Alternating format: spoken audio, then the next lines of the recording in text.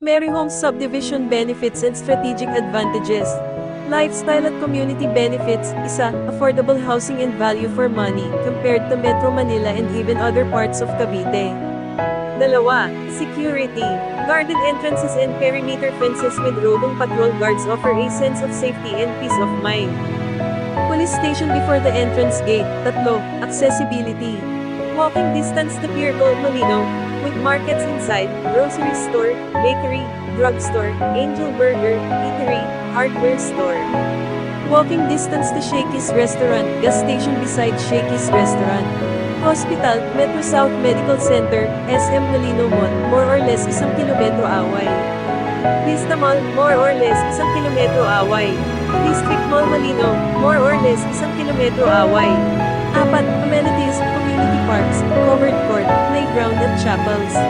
5. Transportation, 24/7 via Molino Paliparan Road, Manila to Paliparan vice versa. 6. Proximity to schools. The area is surrounded by numerous educational institutions, private schools including St. Thomas More Academy. Asking price 1.4 million pesos, negotiable, trade-in dagdag cash sa SUV, car, pick-up, property, farm etc. Down payment at pag-ibig loan accepted. Broker at agents are welcome. Agents commission is 5%.